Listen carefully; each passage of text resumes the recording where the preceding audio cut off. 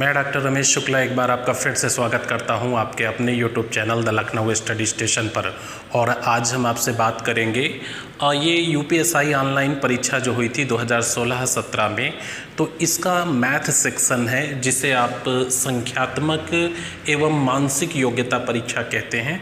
तो उसके topic wise हम लोग क्वेश्चन सॉल्व कर रहे थे, जिसमें प्रॉफिट लॉस डिस्काउंट को सबसे पहले उठाया गया था और इसमें अब तक 5 पार्ट वीडियो के डाले जा चुके हैं, जिसमें 64 क्वेश्चन हो चुके हैं। अब ये 65 नंबर यानी ये छठा वीडियो आपका होगा, छठा क्लास होगा आए हुए प्रश्नों का। तो 65 से शुरू करके और लास्ट तक, क्योंकि ये 27 पेपरों का कलेक्शन है टोटल और 80 या 81 तक जाता है। हर पेपर में 3 क्वेश्चन पूछे गए हैं। तो ये लास्ट वीडियो आपका होगा इससे संबंधित। इसके बाद मैं कोई और चैप्टर उठाऊंगा और उसके टोटल आए हुए सवाल आपको कराऊंगा। उससे पहले आपको 2 चीज़ें बता दूं। एक तो ये कि मैं अगला जो मैथ का क्लास लूँगा वो मेंसुरेशन से संबंधित होगा। पेपर हल करने के अलावा पेपर हल कराते रहेंगे, वो कोई चैप्टर होगा वो अलग चीज़ होगी, लेकिन जो एक प्रॉपर चैप्टर उठा करके चलेंगे तैयारी के लिए वो क्षेत्रमिति से होगा, मेंसुरेशन से। और मेंसुरेशन पढ़ने का हमारा तरीका ऐसा होगा कि जिससे दोबारा आपको फिर से ना पढ़ना पड़े।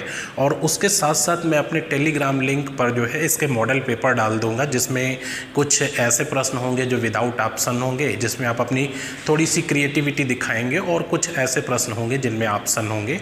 तो वो आपको टेलीग्राम लिंक देख लीजिएगा, उस पर मिल जाएंगे, पीडीएफ उस पर पड़ा होगा। तो क्षेत्रमिति पे बात करेंगे मैथ में 1 पॉइंट, और दूसरा ये पेपर मॉडल हम आपको सॉल्व कराते रहेंगे। देखिए होता क्या है, किसी भी परीक्षा में सही दिशा में तैयारी को ले जाने के कुछ कारण होते हैं। वो जल्दी से मैं आपको बता देता हूं कि कौन कौन से कारण हैं जिससे आप अपनी तैयारी को सही दिशा दे सकते हैं। इसमें सबसे पहली चीज़ ये है कि जिस परीक्षा की आप तैयारी कर रहे हैं, जो भी भर्ती बोर्ड है या आयोग है जो परीक्षा को ऑर्गेनाइज कराता है, उसने इस परीक्षा के लिए जो अधिकृत पाठ्यक्रम जारी किया है वो पाठ्यक्रम की कॉपी आपके हाथ में होनी चाहिए। फिर आप पाठ्यक्रम के एक एक पॉइंट को पढ़ें ध्यान से। इसमें कुछ ऐसे टॉपिक होंगे जिनको आपने अपनी एकेडमिक एजुकेशन के दौरान पढ़ा होगा, कुछ अन्य परीक्षाओं की तैयारी के दौरान पढ़ा होगा, कुछ ऐसे टॉपिक होंगे जिनको आपने कभी नहीं पढ़ा होगा। तो पहले आप एनालिसिस पाठ्यक्रम का कर लें, सिलेबस का कर लें, और उसके बाद इस आयोग या भर्ती बोर्ड ने इस परीक्षा से संबंधित अब तक कितनी परीक्षाएं कराई हैं तो उनके पेपर कलेक्शन ले लें। अच्छा, हमारी यूपीएसआई के लिए ये बहुत ही अच्छी बात है कि हमें ऑनलाइन जो देनी है परीक्षा उसके काफ़ी अच्छे कलेक्शन मिल रहे हैं। मार्केट में किताबें हैं या आपको कहीं से भी कलेक्शन मिल सकता है। तो 27 पेपर का कलेक्शन मिल रहा है, जो कि विश्लेषण करने के लिए एक अच्छा सा फील्ड हमें दे रहा है।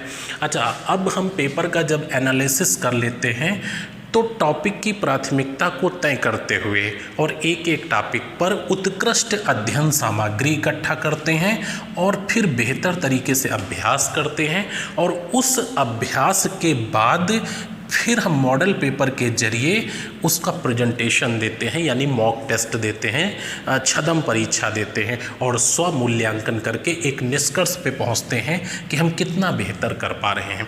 तो इसलिए कभी भी क्वेश्चन सरल है या कठिन है उसे लाइटली मत लिया करिए।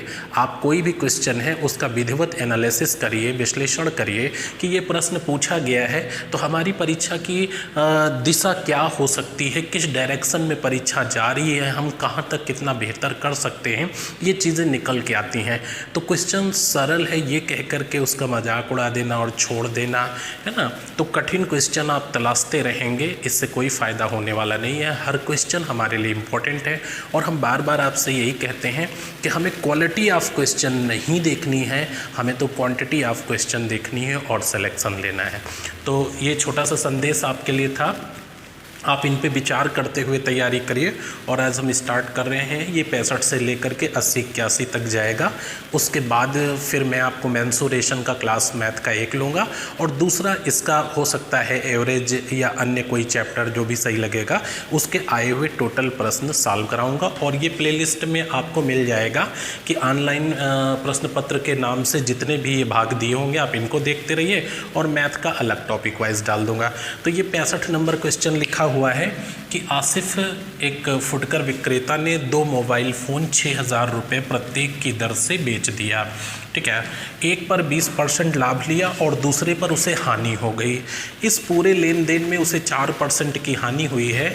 जिस मोबाइल को हानि पर बेचा गया है उस पर हानि प्रतिशत आपको बताना है। ठीक है, देखिए यहाँ पे 6,000 रुपये प्रत्येक की दर से उसने मोबाइल बेचा है, यानी 2 मोबाइल का जो विक्रय मूल्य हो जाएगा वो 6,000 प्लस 6,000 रुपये यानी 12,000 रुपये। तो दोनों मोबाइल का ओवरऑल जो विक्रय मूल्य है वो 12,000 रुपये है, यानी सेलिंग प्राइस।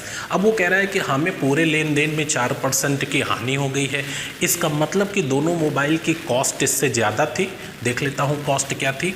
ये 12,000 रुपये में जब वो दोनों को बेचता है तो 4% की हानि, यानी ये 96% है, और किसी चीज़ की कॉस्ट 100% होती है, तो ये आपका 12,500 हो जाएगा। ठीक है, तो ये दोनों मोबाइल की सीपी हो गई और दोनों मोबाइल की एसपी आपको 12,000 रुपये है। ठीक है, अब यहाँ पे पहला मोबाइल उसने 6,000 रुपये का बेचा है जिसमें उसको 20% का लाभ हुआ है। तो पहला जो उसने 6,000 रुपये का बेचा है और 20% का लाभ हुआ है, यानी ये मोबाइल 6,000 से कम का है। आप कैलकुलेट करोगे तो 5,000 रुपये इसकी कॉस्ट है मोबाइल की। पहले वाले मोबाइल की कॉस्ट 5,000 रुपये, तो दोनों की 12,500 है। इसका मतलब सेकंड वाले मोबाइल की कॉस्ट क्या हो जाएगी, इससे 5,000 घटा दीजिए तो ये 7,500 रुपये सीपी हो जाएगी। ये सेकंड वाला ऐसे लिख लेते हैं, ये सेकंड वाले मोबाइल की सीपी हो गई और ये 5,000 रुपये फर्स्ट वाले मोबाइल की सीपी। अब सेकंड वाला मोबाइल 7,500 रुपये का है और बेचा तो आपने 6,000 रुपये का है। तो आपने जब इसे 6,000 का बेचा है सेकंड वाले को भी, तो जाहिर सी बात है इस पर आपको घाटा हो गया है। कितना घाटा हुआ है देखिए, 1,500 रुपये का घाटा हुआ है और किस पे, 7,500 रुपये पे इंटू 100। अगर ये आप कैलकुलेट कर देंगे तो 20% हानि आ जाएगी। तो इस तरह से लाभ हो या हानि उसकी वैल्यूएशन कॉस्ट पे करते हैं। ये चीज़ आप ध्यान रखिएगा। तो जब तक कॉस्ट नहीं निकलेगी, सेकंड वाले मोबाइल पे पूछा जा रहा है कि सेकंड वाले मोबाइल पर कितने प्रतिशत की हानि हुई है, तो पहले ये तो बताइए कि सेकंड वाले मोबाइल की कॉस्ट क्या है। आप ध्यान से एक बार फिर से देख लीजिए। आसिफ एक जो कि फुटकर विक्रेता है, उसने 2 मोबाइल फ़ोन 6,000 रुपये प्रत्येक की दर से बेचा, तो 6,000 पहला, 6,000 दूसरा, 12,000 रुपये दोनों का सेल हो गया। अब उसे 4% की ओवरऑल हानि होती है। इसका मतलब कि उसका जो एसपी है वो 96% है, कॉस्ट 100% 12,500 के दोनों हैं। जो 6,000 का उसने बेचकर बताया लाभ हुआ है वो 5,000 रुपये का है। तो जाहिर सी बात है जब दोनों 12,500 के हैं, एक 5,000 का है तो दूसरा 7,500 का होगा, और 7,500 वाले को जब 6 में बेचोगे तो 1,500 की हानि होगी और 1,575 रुपये का 20% है। आइए नेक्स्ट क्वेश्चन पर। ये 66 नंबर आपके सामने सवाल लिखा है। राम ने 2 लाख रुपए में एक ज़मीन खरीदी और 2.5 लाख रुपए में इसे बेच दिया, उसे कितने % का लाभ हुआ। कोई भी बच्चा वो बहुत ही इजी वे में तुरंत ऑप्शन बता देगा कि उसका लाभ जो है 25% है। लेकिन इतना आसान सा सवाल है तो अब आगे ड्रॉप कर दीजिए कि आगे सब आसानी ही है, हम कर लेंगे, है ना। ऐसा नहीं है, आप अधीर होकर के यहाँ से छोड़ नहीं देंगे, क्योंकि मैं तो क्रम से बता रहा हूँ। आगे कठिन सरल आते रहते हैं, हमें टोटल क्वेश्चन देखना है और इससे तो कॉन्फिडेंस बढ़ता है कि भाई ठीक है, यहाँ से भी हमारा एक क्वेश्चन क्लियर हो गया और इसके भी मुझे मार्क्स मिलेंगे। तो आप हर सवाल को महत्व दीजिए, कोई कठिन हो या सरल हो, सब हमारे लिए इम्पोर्टेंट है। तो आप देखिए 2 लाख रुपए की ज़मीन, तो उसकी सीपी क्या थी, 2 लाख थी। ये 2 लाख रुपए उसकी सीपी थी और एसपी क्या थी, 2,50,000 रुपये, है ना। तो 50,000 रुपये का उससे लाभ हुआ है क्योंकि एसपी ग्रेटर देन सीपी, और किस पे, लाभ हानि की वैल्यूएशन कॉस्ट पे करते हैं, इनटू 100। ये आप कैलकुलेट कर दोगे तो आंसर आपका 25% आ जाएगा। इसका आंसर ए सही है। आइए अगले सवाल पर। नेक्स्ट क्वेश्चन देखिए 67 नंबर। कृष्णा ने 10 रुपये प्रति की दर से 100 पेंसिल खरीदी और 20% की छूट देने के बाद उसे 12 रुपये प्रति पेंसिल की दर से बेच दिया। यदि उसने कोई छूट न देती तो उसे कितने प्रतिशत का लाभ होता।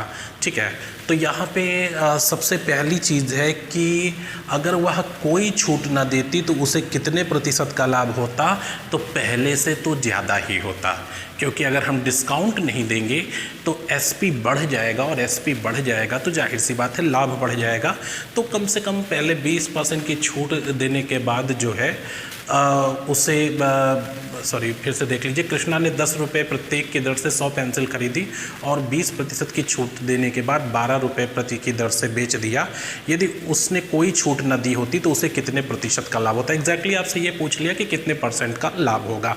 ठीक है, आप ध्यान से देखिए, आप 10 रुपये प्रति पेंसिल की दर से उसने 100 पेंसिल खरीदी थी, तो उस पेंसिलों की जो कॉस्ट थी वो 1000 रुपये थी सीपी। सबसे पहली चीज़, 10 रुपये प्रति पेंसिल की दर से 100 पेंसिल खरीदी, इसका मतलब 1000 रुपये उसने पेमेंट कर दिया। 20% के डिस्काउंट के बाद 12 रुपये का बेचा है। ये 12 रुपये क्या है? ये 12 रुपये आपका एसपी है, और ये एसपी 12 रुपये जो है ये आफ्टर डिस्काउंट है। कितना? 20%। तो अगर इस पे डिस्काउंट दिया गया है 20% का, तो ये 12 रुपये 80% हो गया। और किसी चीज़ की एमआरपी क्या होती है? 100% होती है। तो जब आप इसे कैलकुलेट करोगे तो ये 15 रुपये आ जाएगा, यानी एक पेंसिल की जो एमआरपी है वो 15 रुपये है, राइट?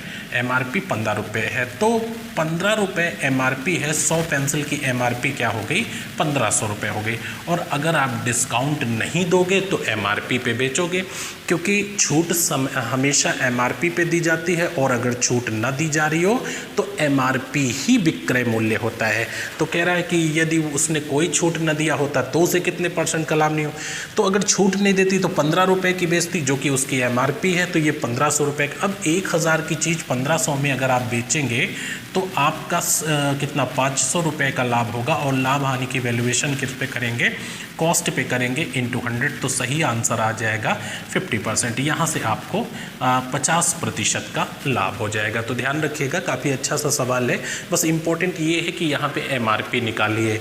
12 रुपये एसपी है जो आफ्टर डिस्काउंट है, यानी 12 रुपये 80% है। चाहिए एमआरपी यानी 100%। तो 15 रुपये एमआरपी है, 100 पेंसिल 1500 की हो गई, 10 के हिसाब से 1000 की चीज़ 1500 पे बेचोगे तो जाहिर सी बात है 50% का लाभ होगा। आइए नेक्स्ट क्वेश्चन पर आ जाइए। नेक्स्ट क्वेश्चन पे 68 नंबर पे, और बड़ा ही इंटरेस्टिंग सा क्वेश्चन लिखा हुआ है।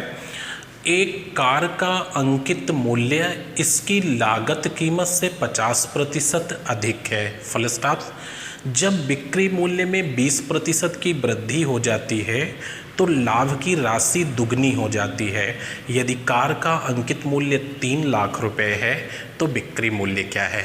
इस प्रश्न को ध्यान से पढ़िए, और जो सबसे इम्पोर्टेंट लाइन है जहाँ पे आपको काम करना है वो लाइन आपकी ये है। यहाँ से आप देखिए, जब बिक्री मूल्य में 20% की वृद्धि हो जाती है तो लाभ की राशि दुगनी हो जाती है। ये लाइन सबसे इम्पॉर्टेंट है। क्या आपको बिक्री मूल्य मालूम है?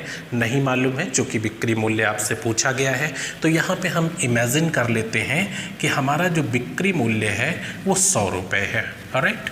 बिक्री मूल्य जो है इसका 100 रुपये मान लेते हैं। ठीक है, अब अकॉर्डिंग टू हम क्वेश्चन चलेंगे। बिक्री मूल्य में 20% की वृद्धि होती है तो कितना हो जाएगा? 120 रुपये। ये नया बिक्री मूल्य हो जाएगा, है ना? नया बिक्री मूल्य जब 20% की वृद्धि होगी तो ये नया बिक्री।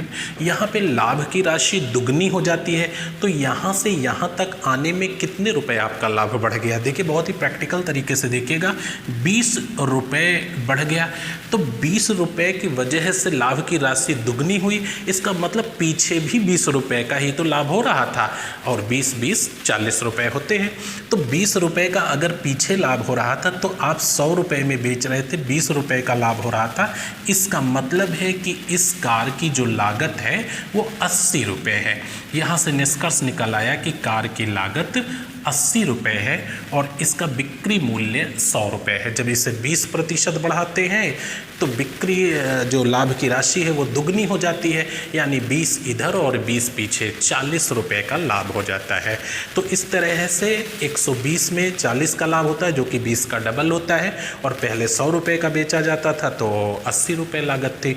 अब आप देखिए, इसकी एमआरपी दी हुई है और बताया जा रहा है कि लागत से 50% ज़्यादा है। तो आपके कार की एमआरपी क्या है, यहाँ आप देख लीजिए। कार की एमआरपी है 3 लाख रुपए, राइट? ये 3 लाख रुपए है, जो कि आपकी लागत से 50% ज़्यादा है, यानी ये 150% है और लागत कितनी हो जाएगी 100%, यानी लागत कितनी हो गई 2 लाख रुपए। इसकी लागत हो गई 2 लाख रुपए। अब लागत है 80 और विक्रय मूल्य है 100, तो ये क्या करेंगे आप 2 लाख, ये आपका 80 हो जाएगा और चाहिए आपको बिक्री मूल्य यानी 100 चाहिए। आप इसे कैलकुलेट कर देंगे तो 2,50,000 आंसर आ जाएगा, यानी 2,50,000 रुपये इस कार का बिक्री मूल्य है। और वैसे भी ऑप्शन देख करके आप आंसर कर सकते थे कि आप देखिए 2 लाख रुपये, ये 50% अधिक है एमआरपी, तो एमआरपी अगर 3 लाख है तो 2 लाख रुपए उसकी लागत है, 50,000 का लाभ हो रहा है, और अगर इसे 20% पे बेचोगे अधिक पे तो 3 लाख का यानी 1 लाख रुपए का लाभ हो जाएगा। ठीक है, तो इस तरह से आप ऑप्शन देख करके भी बता सकते थे। अदरवाइज ये सबसे बेस्ट तरीका है, बस सवाल को ध्यान से पढ़ने की ज़रूरत है कि माना बिक्री मूल्य 100 रुपये है, 20% बढ़ा बिक्री मूल्य यानी 120 हुआ, लाभ की राशि दुगनी हुई, तो ये आपका 1 गुना है तो 1 गुना पीछे होगा, यानी 40 रुपये का लाभ होता है। और 120 से चाहे तो 40 घटा दो, चाहे तो 100 से 20 घटा दो, 80 रुपये लागत है। तो दिया है लागत, चाहिए बिक्री मूल्य, जो दिया है नीचे, जो चाहिए ऊपर, तो इस तरह से आपका आंसर 2.5 लाख रुपये आएगा। आइए नेक्स्ट क्वेश्चन।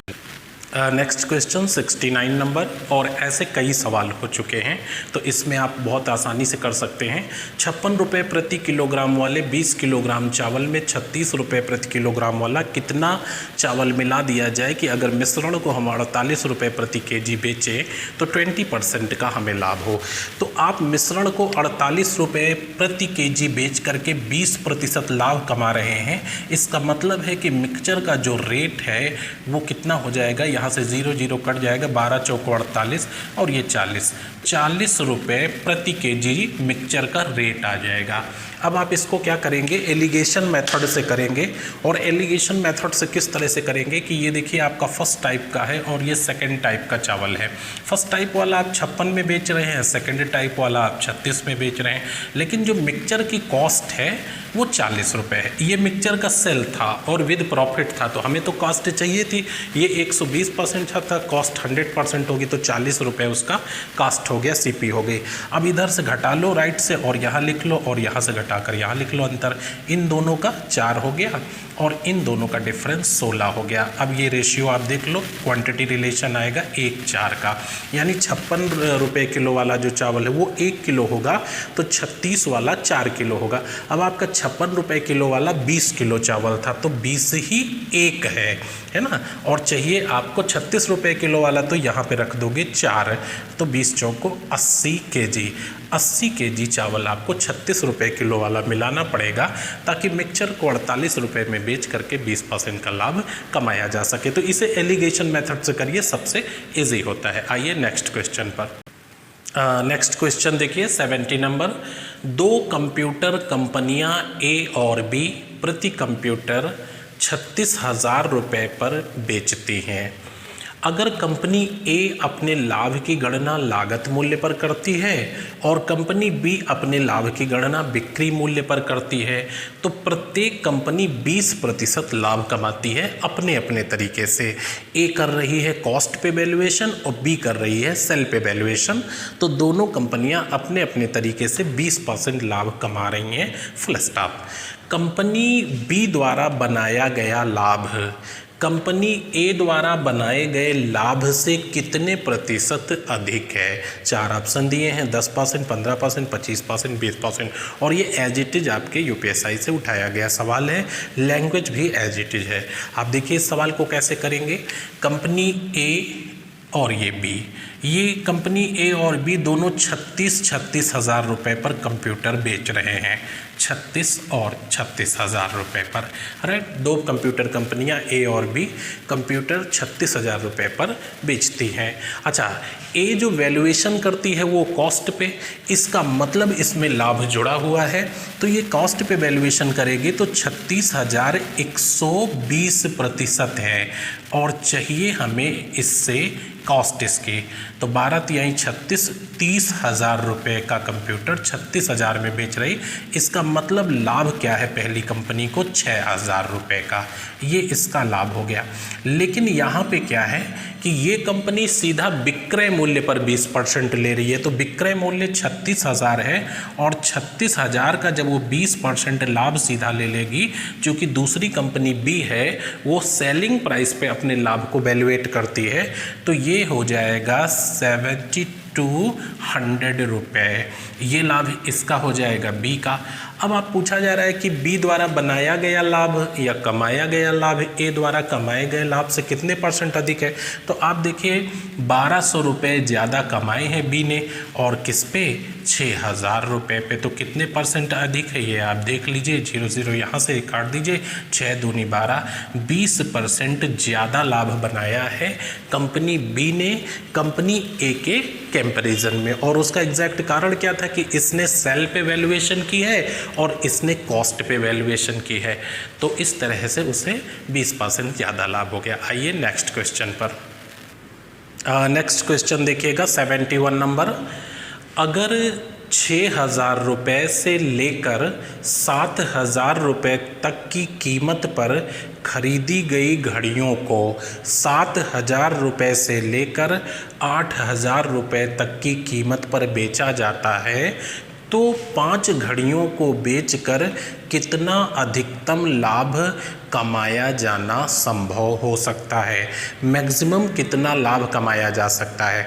तो इस प्रश्न में देखिए ना तो कोई ट्रिक लगेगी और ना इसका कोई रूल है, बस आपको करना कैसे है ये इम्पॉर्टेंट है और सवाल को समझना कैसे है। इस क्वेश्चन में जो सबसे इम्पॉर्टेंट शब्द है वो ये है अधिकतम लाभ, ठीक है, अधिकतम संभव लाभ। तो अधिकतम संभव लाभ आप कैसे कमाएंगे? अधिकतम संभव लाभ कमाने का तरीका एक ही है कि कम से कम का खरीद के लाओ और ज़्यादा से ज़्यादा का बेच दो, आपको मैक्सिमम लाभ हो जाएगा। तो यहाँ पे अगर 6,000 रुपये से लेकर 7,000 रुपये तक की कीमत पर खरीदी गई घड़ियों को 7,000 रुपये से लेकर 8,000 रुपये तक की, तो हम सबसे कम कीमत पे खरीदेंगे और सबसे ज़्यादा कीमत पर बेचेंगे।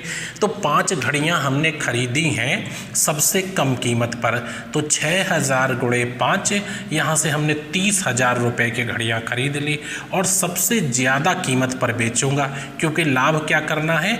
अधिकतम कमाना है। तो 40,000 रुपये की 5 घड़ियाँ बेच देंगे, यानी न्यूनतम कीमत पे खरीद कर और अधिकतम कीमत पर बेचेंगे, तभी हमें मैक्सिमम प्रॉफिट होगा। तो 30,000 रुपये की खरीद कर 40,000 रुपये की बेच दिया है, हमें 10,000 रुपये का प्रॉफिट हुआ है। ये मैक्सिमम लाभ है, इसका सही आंसर बी होगा। तो अधिकतम संभव लाभ कमाया जा सकता है। मैं यही कहूँगा कि सीपी न्यूनतम होनी चाहिए घड़ी की, एसपी अधिकतम होनी चाहिए, मैक्सिमम लाभ होगा। आइए नेक्स्ट क्वेश्चन पर। नेक्स्ट क्वेश्चन देखिए 72 नंबर, 72 नंबर। एक व्यक्ति ने 2,000 रुपये में 2 शर्ट खरीदी।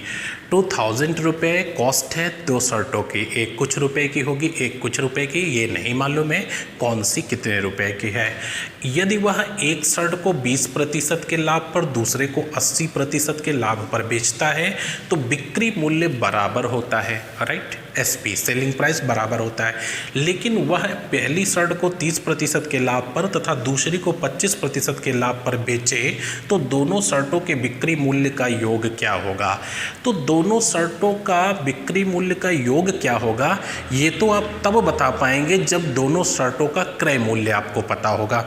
अगर क्रय मूल्य मालूम हो जाएगा तो एक को 30% के लाभ पे, दूसरे को 25% के लाभ पर बेच करके आप बता सकते हो कि उनके बिक्री मूल्य का योग क्या होगा। तो इम्पॉर्टेंट ये नहीं कि बिक्री मूल्य का योग क्या होगा, इम्पॉर्टेंट ये है कि इन शर्टों की कॉस्ट क्या है, सीपी क्या है। अब आप ध्यान से देखिएगा, एक बहुत ही इंटरेस्टिंग चीज़ मैं आपको कई बार बता चुका हूँ, इससे पहले चूँकि ये सवाल आ चुका है, आज फिर से सुनिए।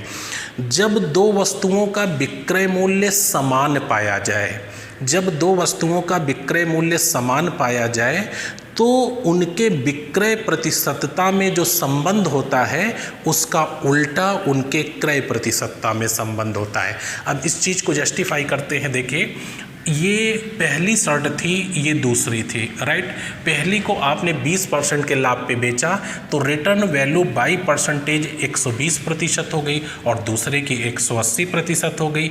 अब इनमें 6 दूनी 12 और 6 त्रिक 18, एसपी रिलेशन 2-3 का है बाई परसेंटेज। तो हमने क्या बताया कि यदि विक्रय मूल्य समान पाया जाए तो कॉस्ट में इनवर्स रिलेशन होता है, यानी जो सीपी रिलेशन होगा वो 3-2 होगा। आराम से आप बता सकते हैं और एक ये कंसेप्ट है, आप इसे नोट कर लीजिए, अदरवाइज समीकरण बना करके फिर किया जा सकता है। एक x रुपए की, एक x माइनस 2000 की समीकरण बना के, लेकिन वो टाइम टेकर है। तो आप इसको ध्यान रखिएगा कि बाई परसेंटेज जो इनके सेल में रिलेशन होता है उसका उल्टा इनके कॉस्ट में रिलेशन होता है।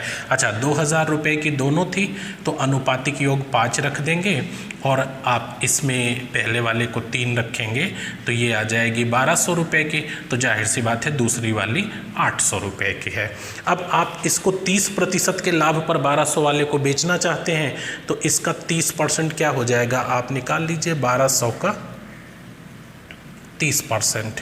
तो 1200 का जब आप 30% निकालोगे तो 1200 गुणे 30/100, 12×3=36, 360 रुपये।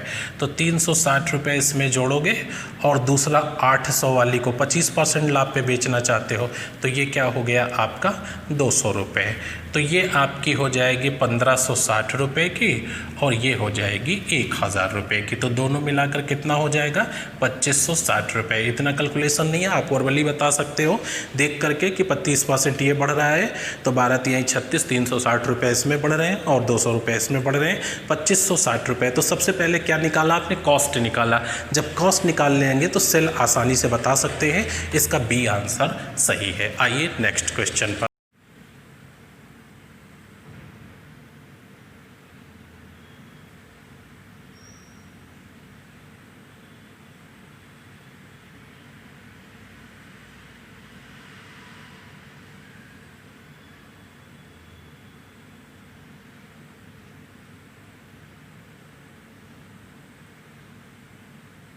आ जाइए 73 नंबर क्वेश्चन पे, 73 नंबर पे। एक दुकानदार एक वस्तु की अंकित कीमत पर 10% की छूट देता है और 12.5% का लाभ कमाता है जो कि 25 रुपये है। वस्तु का अंकित मूल्य क्या है? जो सबसे इम्पोर्टेंट फैक्ट है वो ये है कि 12.5% का लाभ कमाता है जो कि 25 रुपये है। इन दोनों बातों का मतलब एक ही है, उसे 25 रुपये लाभ हो रहा है, उसे 12.5% का लाभ हो रहा है, यानी 25 रुपये जो है ये 12.5% है। तो जो है वो आप नीचे रख दीजिए। अब बिक्री मूल्य निकाल लेंगे। बिक्री मूल्य होगा 112.5%, क्योंकि अगर लाभ हो रहा है तो 100 प्लस होता है और हानि हो रही है तो 100 माइनस होता है। तो यहाँ पे बिक्री मूल्य हमारा हो जाएगा 112.5। अब दोनों में दशमलव कट जाएंगे, ये 25 पंचे 5 बार कट जाएगा और यहाँ से काटोगे तो 225 यानी 225 रुपये आ जाएगा। ये आपका बिक्री मूल्य हो गया 225 रुपये। अब आपसे पूछ रहा है कि अंकित मूल्य बताइए, तो अंकित मूल्य आफ्टर डिस्काउंट ये आपका 10% कितना हो गया 90 और MRP क्या होगा 100%, क्योंकि बिक्री मूल्य 90% है जो कि 10% की छूट पे था। अब आप MRP बताओगे तो 100% हो जाएगा। 0 0 कैंसिल कर दो, 9 दूनी 18 और 9 पच्चीस 45, 0, ये 250 रुपये इसका सही आंसर आ जाएगा। 250 बी आंसर सही है। तो वस्तु की जो MRP होगी वो 250 होगी। आइए नेक्स्ट क्वेश्चन पे। 74 नंबर क्वेश्चन देखिए। एक दुकानदार चावल की कीमत को लागत मूल्य से 20% ऊपर अंकित करता है और ग्राहक को 15% की छूट देता है। इसके अलावा जब वो तौलता है तो 1 किलोग्राम के स्थान पे 850 ग्राम के बाट का प्रयोग करता है। तो आपसे पूछा जा रहा है कि इस लेन देन में दुकानदार का लाभ प्रतिशत क्या है और विकल्प आपके सामने दिए हुए हैं। तो बड़ा इंटरेस्टिंग सा क्वेश्चन है।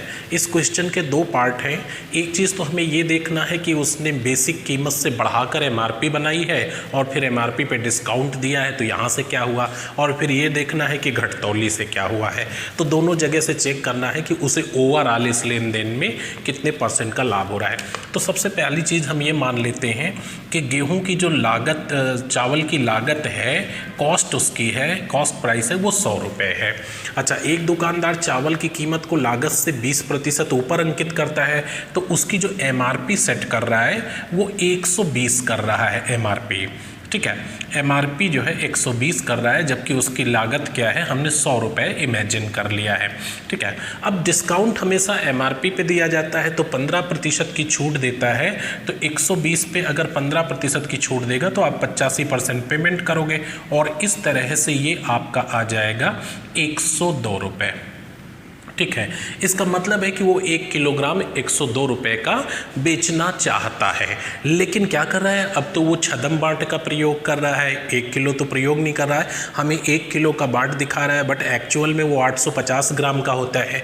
ठीक है, तो 850 ग्राम वो वेट लेता है और उसे 102 रुपये का बेच देता है।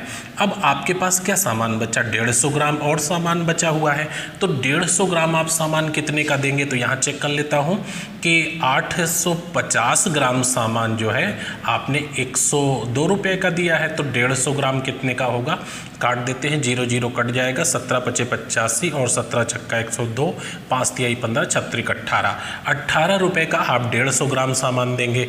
तो इस तरह से ये 1000 ग्राम सामान पूरा आपका सेल आउट हो गया जो कि आपने खरीदा था, और 120 रुपये आपने कमा लिए। तो 100 रुपये लगा करके कोई व्यक्ति 120 रुपये कमा लेगा, तो उसे कितना लाभ हो जाएगा, 20%। इसका आंसर 20% है। अच्छा, ये मैंने कैसे किया है, तो इसके लिए आप जो पुराने लाभ हानि के 9 वीडियो पढ़े हैं, उसमें हमने बहुत अच्छा सा नियम आपको बताया कि कोई फार्मूला नहीं पढ़ना है, कोई ट्रिक नहीं पढ़ना है, आप बहुत ही व्यवहारिक मेथड से इसे कर सकते हैं। आप उसमें एक बार जाके देखिएगा, क्योंकि कोई भी सवाल सडनली देखने से पूरी बात हो सकता है आपको समझ में ना आए, लेकिन जिसने पूरा देखा है, जिसने फंडामेंटल बेसिक देखा है, रूल देखा है, उसको समझ में आ गया होगा कि वो 1 किलोग्राम 102 रुपये का बेचना चाहता है आफ्टर डिस्काउंट MRP बढ़ाने के बाद, बट छदम बाट जो है 850 ग्राम, तो 850 ग्राम 102 का है, तो बचा हुआ 150 ग्राम 18 रुपये का है। ओवरऑल 1 kg 120 का बेचता है, जबकि उसकी लागत 100 रुपये है, तो इस तरह से उसे 20% का प्रॉफिट हो रहा है। आइए नेक्स्ट क्वेश्चन पे। नेक्स्ट क्वेश्चन आ जाइए। नेक्स्ट क्वेश्चन आपका 75 नंबर है, 75 नंबर। एक दुकानदार अपनी विज्ञापित कीमत पर 20% की छूट देता है और उसके बाद 10% का लाभ कमाता है। तो ये यदि वह एक वस्तु पर 56 रुपये का लाभ कमाता है, ठीक है, 56 रुपये कमाता है, तो आपको बताना है कि उस वस्तु की विज्ञापित कीमत क्या है। ठीक है, तो यहाँ पे आप बहुत ही आसानी से इस सवाल का जवाब दे सकते हैं कि 10% का लाभ कमाता है, 56 रुपये का लाभ कमाता है। बोथ आर इक्वल, एक अमाउंट में दिया है, एक परसेंटेज में दिया है, तो यहीं से कंपैरिजन करना हमारे लिए बहुत आसान हो जाता है। आप देखिए 56 रुपये का वो प्रॉफिट कमा रहा है और आप कह रहे हो 10% कमा रहा है, तो 56 ही 10% है। अब अगर कोई वस्तु 10% लाभ पर बेची जा रही, तो जो उसका विक्रय मूल्य होगा, मीन्स सेलिंग प्राइस होगी, वो 100+ हो जाएगा। तो 100% किसी चीज़ की कॉस्ट होती है, 10% लाभ पे बेची जाएगी, तो 110 हो जाएगा उसका सेलिंग प्राइस। तो यहाँ पे हम चाहे तो कैलकुलेट कर लें, 0 0 काट दीजिए, 11 × 66 के 6 हो गया, और 11 × 5 = 55 और 6 ये 61 हो गया। 616 रुपये इसका SP हो गया, विक्रय मूल्य हो गया। अब ये जो विक्रय मूल्य है वो 20% डिस्काउंट के साथ है। आपको क्या चाहिए, आपको तो MRP चाहिए, अंकित मूल्य चाहिए। तो 616 रुपये विक्रय मूल्य है, ये आपका आफ्टर डिस्काउंट है, यानी ये 80% है। आपको चाहिए MRP यानी 100%। तो 20 चौको 80 और 20 पंचे 100 हो जाएगा। ये 4 से काट दीजिए, 4 × 1 = 4 हो गया, और यहाँ 2 4 पंचे 20 हो गया और 4 चौक 16 हो गया। 5 चौक को 20 के 0 हो गया, 5 पचा 25, 26 27 के 7 हो गया, 5 एकम 5 2 7। इसका आंसर आ गया 770, यानी ए आंसर सही है। अच्छा, यही चीज़ अलग न लिख करके, कैलकुलेशन न करके मैं आपको बताता हूँ कि एग्ज़ाम वगैरह में कैसे लिखते हैं। वैसे तो अलग अलग हमने आपको समझाने के लिए लिख दिया, अदरवाइज क्या होता कि एक ही लाइन में लिख करके और आप मैक्सिमम कैलकुलेशन कर लीजिए। देखिए 56 रुपये आपका 10% है, 56 रुपये प्रॉफिट हुआ, 10% प्रॉफिट हुआ, बोथ आर इक्वल। अच्छा, आपको चाहिए विक्रय मूल्य, तो ये हो गया 110। अब यहाँ तक ये विक्रय मूल्य है, फिर कह रहे विक्रय मूल्य 80% है, चाहिए एमआरपी, तो फिर ये हो गया 80 और चाहिए आपको 100। तो इस तरह से एक लाइन में लिखो, 0 0 यहाँ से कैंसिल हो गया और 8 7 56, 11 7 77, 770। तो इस तरह से जब एक साथ अगर समझते हुए लिखोगे तो आपका आसान हो जाएगा। तो पहले किसी चीज़ को समझ लो और फिर उसका पास लाते हुए, समेकन करते हुए कम से कम रखो, तो तेजी से आंसर देना आपके लिए सुविधाजनक हो जाएगा। आइए नेक्स्ट क्वेश्चन पर। नेक्स्ट क्वेश्चन आपका 76 नंबर। एक मेज के अंकित मूल्य के 70% कीमत पर, इसका मतलब ये होता है कि एमआरपी की 70% यानी 30% डिस्काउंट, 30% डिस्काउंट, एक मेज के अंकित मूल्य के 70% कीमत पर बिक्री करके एक व्यापारी 10% का नुकसान उठाता है। यानी जब वो 30% छूट पर बेचता है तो उसे 10% की हानि हो जाती है।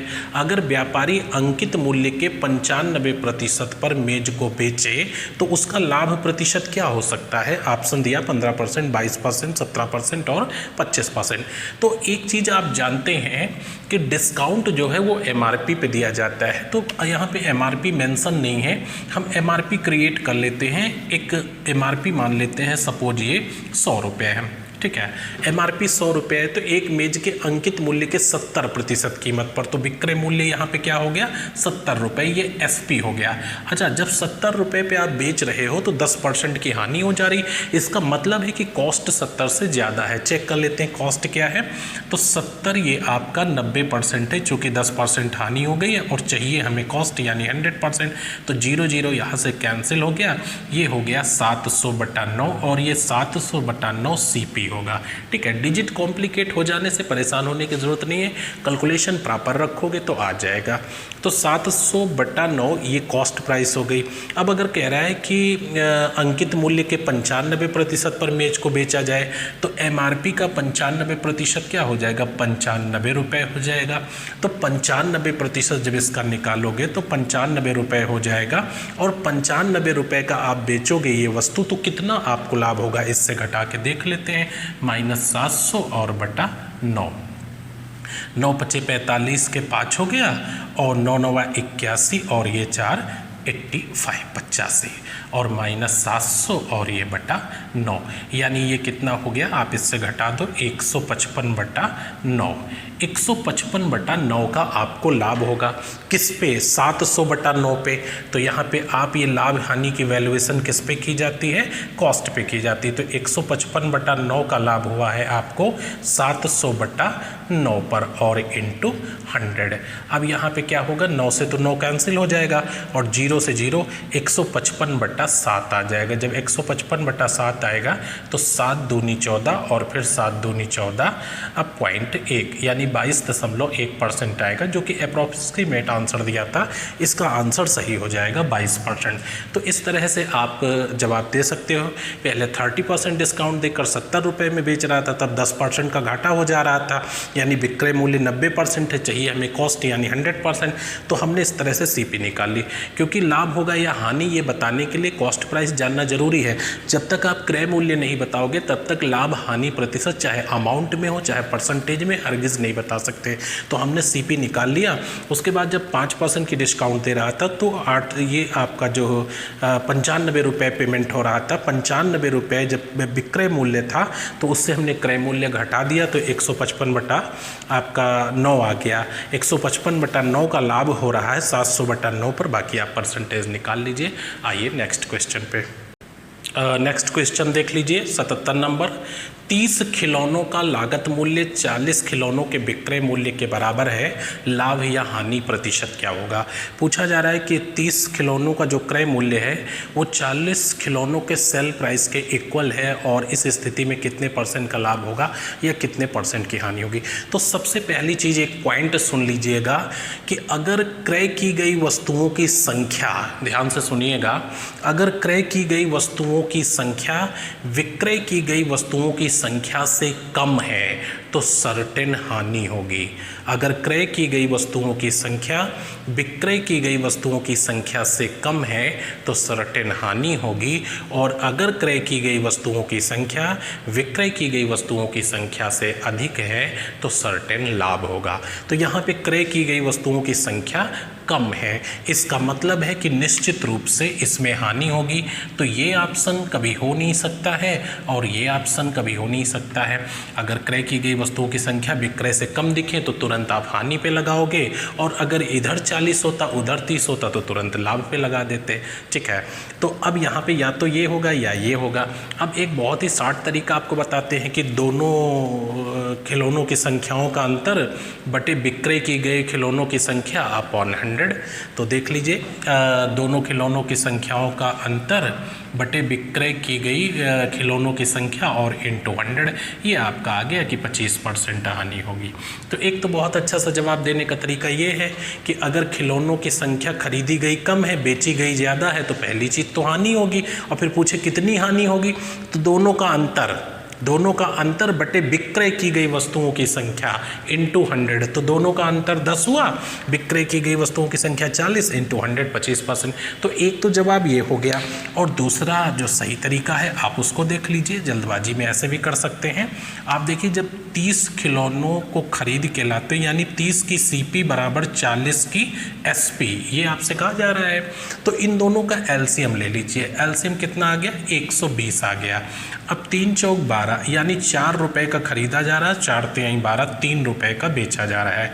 तो CP 4 रुपये है और SP 3 रुपये है। 4 रुपये की चीज़ जब 3 रुपये में आप बेचोगे तो कितना नुकसान होगा, 1 रुपये का, और लाभ हानि की गणना किस पे करते हैं, क्रय मूल्य पे, और इंटू 100। यहाँ से क्लियर है कि 25% की हानि हो जाएगी। तो इस तरह से आप तेज़ी से जवाब दे सकते हैं, चाहे आप इससे करें या उससे, दोनों बातें कही हैं। आइए नेक्स्ट क्वेश्चन पे। नेक्स्ट क्वेश्चन 78 नंबर, एक वस्तु के निर्माण की लागत में 20% की वृद्धि हो गई। किसी वस्तु की जो मैन्युफैक्चरिंग कॉस्ट है उसमें 20% गेन कर गया। एक व्यापारी ने बिक्री मूल्य में कोई बदलाव नहीं किया, यानी वो जैसे बेच रहा था आज भी वैसे ही बेच रहा है, तो उसने पाया कि उसके लाभ में 20 रुपये की गिरावट हो गई। आपको बताना है कि मूल लागत कीमत क्या थी। तो ये आंसर इसका देना काफ़ी सिंपल है और इसमें लगाने जैसा कुछ नहीं है। आप देखिए, सपोज करिए जैसा हम लोग मानते हैं कि 100 रुपये मान लीजिए किसी चीज़ की लागत थी, ठीक है, ये उसकी बेसिक लागत थी 100 रुपये, और अब वो कह रहा है कि लागत में 20% की वृद्धि हो गई है, तो उसकी जो नई लागत होगी वो 120 रुपये हो गई है ना। आपके सामने लिखा है, ये लागत आपकी नई वाली हो जाएगी, ठीक है, नई लागत आपकी हो गई जो कि 20% गेन कर गई है। तो उसने बिक्री मूल्य में कोई परिवर्तन नहीं किया, यानी बिक्री मूल्य जैसे था आज भी बिक्री मूल्य वही है, और कह रहा है कि इसकी वजह से मुझे 20 रुपये की हानि हो गई। तो तुरंत यहाँ से क्लू मिल गया कि भाई लागत 20 रुपये बढ़ी और उसने बिक्री मूल्य में कोई बदलाव नहीं किया, तो 20 रुपये की उससे हानि हो गई।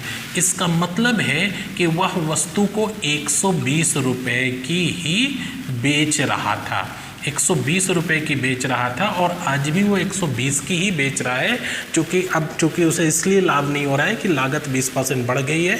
अब भी वो 120 की बेच रहा है, तो लागत उसकी पहले 100 रुपये थी, अब लागत 120 है, लिहाजा उसने बिक्री मूल्य को चेंज नहीं किया, इसलिए उसे 20 रुपये की हानि होने लगी। और पहले क्या था कि यही 20 रुपये उसे लाभ हो रहा था जब लागत 100 रुपये थी। तो इसमें लगाने जैसा कुछ नहीं है, आप देख करके ऑप्शन से यहाँ से बता सकते थे। आइए नेक्स्ट क्वेश्चन पे।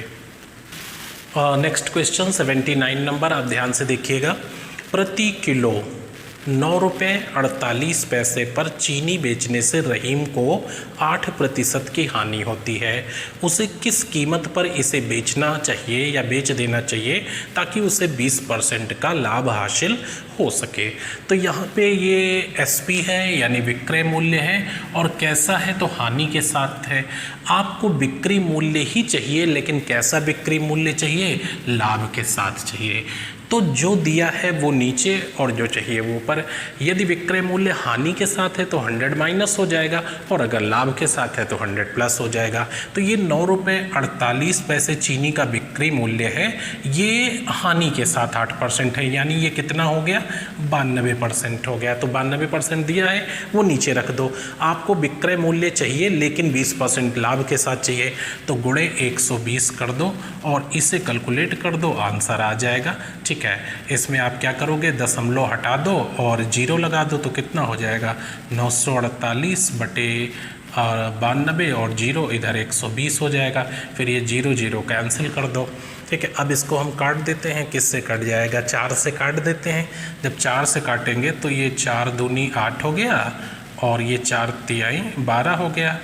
4 दूनी 8 हो गया, 1 बच गया, 4 तिहाई 12, फिर 4 सत्ते 28, और 4 से इसको काट देंगे तो 23 आ जाएगा।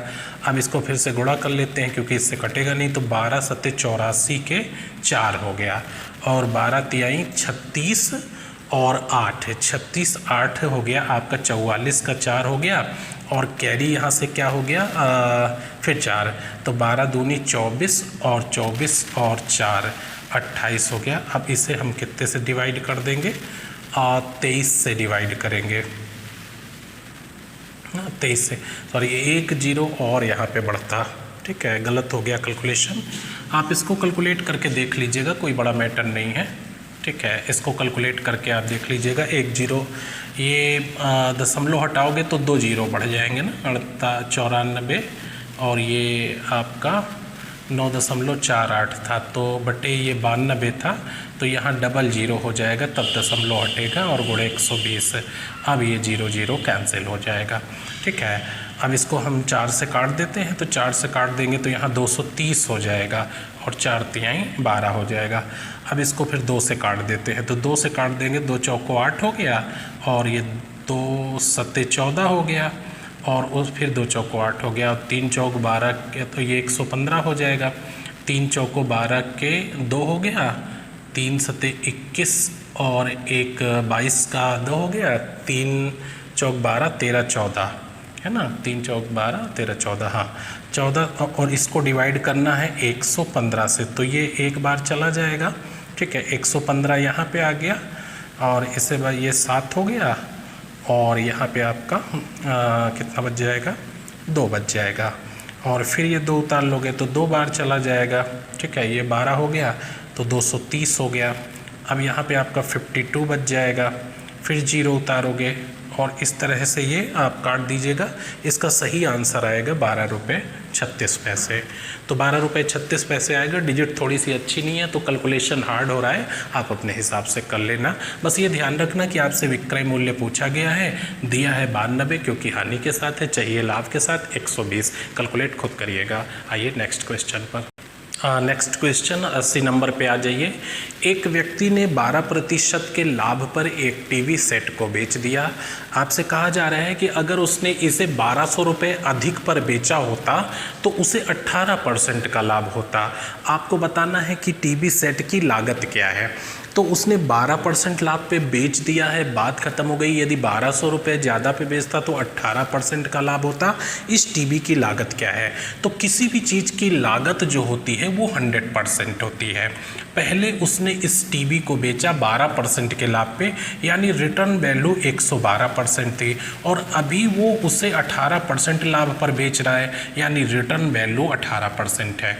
तो 12% लाभ का मतलब 112 और 18% लाभ का मतलब 118। यहाँ से यहाँ तक का जो सफ़र है उसने 1200 रुपये की वजह से तय किया।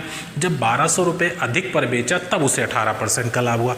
इसका मतलब है यहाँ से यहाँ तक जाने के लिए 6% का सफ़र तय करना पड़ा। यानी 1200 रुपये 6% है। यदि पहले कितने का बेच रहा था तो 112 रखोगे तो पता चल जाएगा। अभी कितने का बेचना चाह रहा है तो 118 रखोगे। लेकिन आपको ये नहीं चाहिए। आपसे पूछा गया टीवी की लागत क्या है, तो किसी चीज़ की लागत 100% होती है। 6 दूनी 12 और ये टीवी आपका कितने का हो गया, 20,000 रुपये का। ये आपका आंसर हो गया। आइए नेक्स्ट क्वेश्चन पर। नेक्स्ट क्वेश्चन और ये लास्ट है। 81 नंबर। 2400 रुपये में एक पावर बैंक को बेचकर एक आदमी 20% का नुकसान उठाता है। 10% का लाभ कमाने के लिए इसे उसे कितने रुपए का बेचना चाहिए? तो यहाँ पे विक्रय मूल्य दिया है और विक्रय मूल्य ही आपको चाहिए। जो 2400 रुपये विक्रय मूल्य है वो 20% हानि के साथ है, यानी ये 80% है। राइट। किसी चीज़ की जो कॉस्ट होती है 100% होती है, जो विक्रय मूल्य होता है वो फ्लेक्सिबल होता है। यदि लाभ के साथ तो 100 प्लस हो गया और हानि के साथ तो 100 माइनस हो गया। तो यहाँ पे ये 80% है। आपको विक्रय मूल्य ही चाहिए बट 10% लाभ के साथ, यानी 110 0 काट दो, 8 त्रिक 24 और 11 तिहाई 33। इसका सही आंसर होगा 33 रुपये। तो इस तरह से ए आंसर सही हो जाएगा। आपने देखा कुल मिलाकर के इसमें जो क्वेश्चन दिए थे, टोटल हमने 81 क्वेश्चन आपको बताए और ये 27 ऑनलाइन पेपर के लगभग औसतन 3-3 सवाल सब में थे। तो 27 × 3 81 क्वेश्चन हो गए, जिनको मैंने 6 वीडियो में सॉल्व करा दिया। अब आपकी जिम्मेदारी ये बनती है कि इन्हें 1 से लेकर के 6 तक सभी सवाल देखें, उनका मूल्यांकन करें और अगर नियम में कहीं कन्फ्यूज़न है, वैसे तो मैंने नियम चर्चा कर दी है, तो आप लाभ हानि बट्टा के 1 से 9 तक जो पार्ट दिए हैं उन्हें देख लो। आपका ये चैप्टर तैयार हो जाएगा और 7.5% आपने कवर कर लिया। कोई भी परीक्षा हो यहाँ से सवाल ज़रूर आता है। तो अगला हम इसी तरह से आपका जो आए हुए पेपर का ये ऑनलाइन जो पेपर यूपीएसआई का है, इसका अगला जो मैं चैप्टर लूँगा वो औसत लूँगा। चूँकि औसत का मैं पढ़ा चुका हूँ आपको, 6 वीडियो उसके अपलोड हैं औसत के, तो आप उनको 6 को देखिए और प्लस औसत से जितने इन 27 पेपर में क्वेश्चन आए हैं वो अगले 3-4 एपिसोड में मैं फिर से करा दूँगा। इसी के साथ साथ अगला जो मैथ का टॉपिक हम लेंगे वो मेंसुरेशन यानी क्षेत्रमिति का होगा। तो क्षेत्रमिति पे डिटेल में चर्चा करेंगे। अगर आपकी कोई प्रतिक्रिया है, कोई सुझाव है, कोई संदेश है तो आप कमेंट बॉक्स में लिखिए। हम लोग मिल करके उस समस्या का निदान करेंगे और उस पर बात करेंगे। बाकी नेक्स्ट वीडियो में मिलते हैं, तब तक के लिए बहुत सारी शुभकामनाएं। धन्यवाद।